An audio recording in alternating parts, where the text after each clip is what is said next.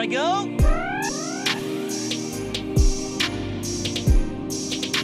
All right, bring it on. Yo, what's good everybody out there on YouTube? This is your man Shatic Stick dropping some hot frog on this mic.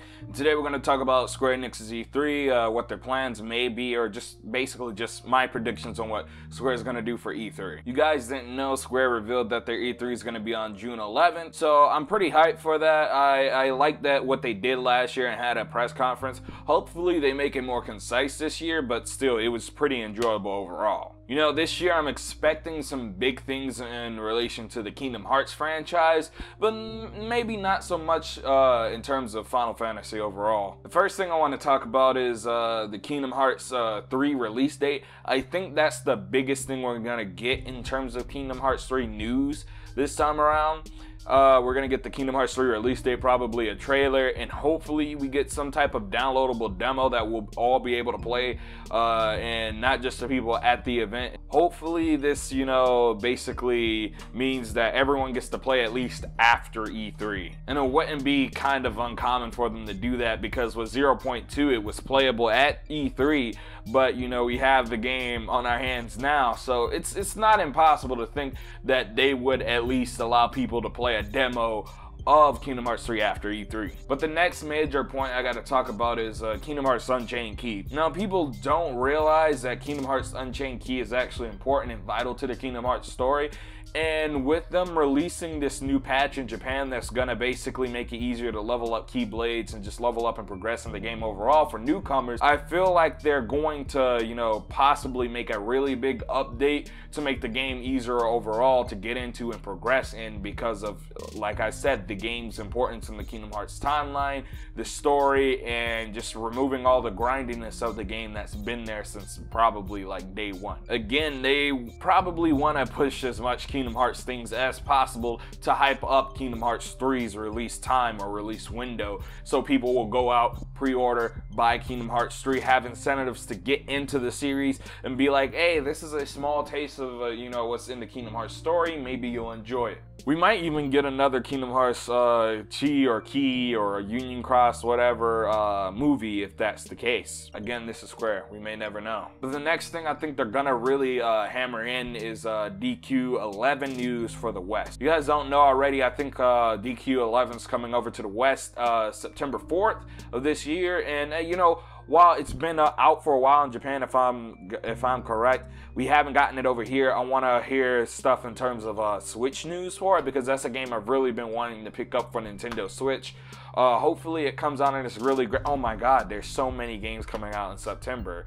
Like, I'm sorry, I just realized there's so many games coming out in September, but you know, hopefully that is a great addition to the Nintendo Switch's library, because as you guys know, there's not a huge myriad of RPGs on the Nintendo Switch yet, but that will, you know, move me into my next segment, which is The World Ends With You. I think The World Ends With You is going to get a release date also for Nintendo Switch at, you know, Square's E3. Hopefully they announce something in terms of controls, tell us how they're really going to execute the game, because even though we have the trailer, we don't know really everything that's going into it, how it's going to play, exactly what the controls are. Are we going to get a demo to test this out beforehand? What is it that we're going to get? Because if you guys don't know, demos are more important in the Japanese market than it is in the Western market. Like, if you go on the PlayStation Store, there's a ton of demos if you go to the Japanese section of the PlayStation Store, but the Western side, not so much. While the West has been, you know, focusing heavily on betas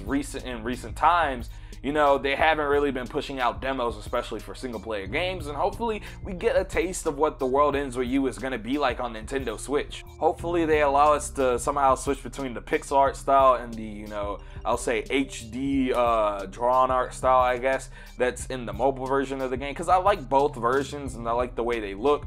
But I've been really playing The World Ends With You on the DS recently. I'm just like, I really like how, you know, this looks. You know what I mean? I like a lot of pixel art, so I guess that's just my taste personally. But the next thing, you know, talking about pixel art that I feel like we're gonna get is some type of Octopath Traveler news. We already know it comes out during the summer. I feel like they're gonna really push it at E3 this year, especially since this release is near E3.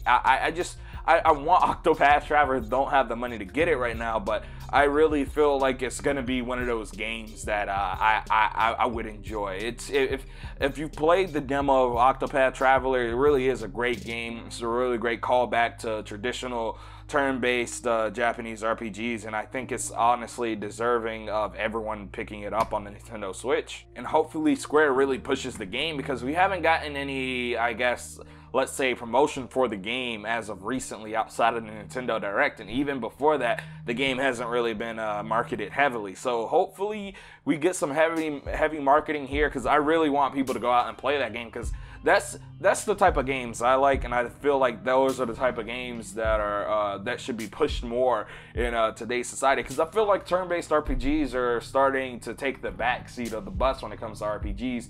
You know, companies and people in general are just favoring action RPGs, and while I love my Final Fantasy 15, I also love my Final Fantasy 7 and Final Fantasy 3s. And you know, talking about Final Fantasy 7 right now, I feel like we're going to get an update on the Final Fantasy VII Remake development. Because as you guys already know, Final Fantasy VII Remake was kind of in, I would say, development hell. Because they basically CC2 just wasn't giving Square what they wanted fast enough, and they just basically had to drop them. And we know that this may put the game in jeopardy. I really hope that we get something good in terms of FF7 Remake. We might not get it till next generation. Hopefully that isn't the case. But I feel like FF7 Remake is not coming out anytime soon. I don't think they have anything, you know, that they can show us. I think they can really only update us that the game is, you know, going through development. You know, we're working on the game. Don't worry about that. I feel like that's the only thing we're gonna get. Or they may talk about the cancellation of the game, because that's a lot of money to put in a company and then have them drop the developers of the game and say, hey, we're working on this in-house now. Because we had already had the news that it was being worked on in-house instead of with CC2 anymore, but the reason why is because, you know, that we're scared now is because we know that they dropped CC2 because they weren't putting out the product, you know, fast enough. It simply wasn't being worked on heavily enough and fast enough, and that was something that was concerning. But you know, on some lighter stuff, let's talk about Final Fantasy 15. Whether you hate or love Final Fantasy 15, Season 2 is coming in 2019. I feel like they're just gonna tell us what's gonna be in Season 2, the pricing, what characters are gonna be in there, what it's gonna cover. Are we gonna get any updates to Comrades or not? Are they gonna update the game in even more ways? Are we gonna get an entirely new map? What are we getting? Because Final Fantasy 15 Season 1 DLC really delivered well on the promises of the developers. While the game's initial release wasn't really all that spectacular, I really loved the DLC they added. While Gladio's DLC wasn't the greatest out of the bunch, it progressively got better. Prompto's was really great, and Ignis's really showed what the character was capable of, and really showed another side of him that we haven't seen, and I really loved it. And a lot of other people did too. Comrades added a lot more playability to the game in terms of replayability, and it was really just a fun experience overall, despite how glitchy it was. On top of that, the additions of, you know, free updates such as, you know, the Regalia type V, and just the Exo armor suits were just fun to use. I really enjoyed Final Fantasy 15's first season. Now, people may say, hey, they're milking Final Fantasy 15.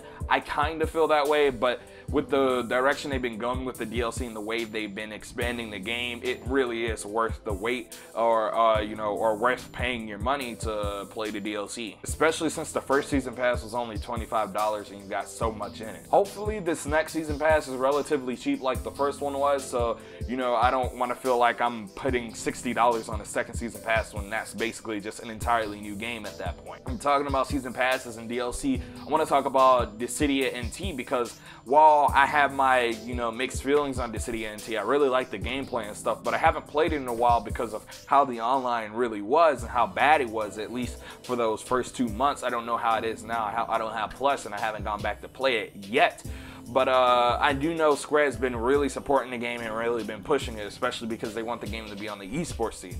And I really do commend them on that. I hope the game just continues to get better with every update. Hopefully, if they haven't added it yet, they add, you know, true 1v1 lobbies and a true 1v1 system like many Dissidia fans have been wanting for a long time. I don't feel like I should have to go into a private lobby and do this workaround thing to make it 1v1, especially with the class system of the game and how it works. It just feels like a really bad workaround instead of actually playing the game. Hopefully we get some news on what they're doing with that. I want to be able to go back and delve into the game soon. So hopefully again they deliver on the part of Dissidia and T, which I feel like they're going to do. Alright guys, this has been your man Shatic Stick. Don't forget to comment, like, and subscribe. Share this video out with your friends.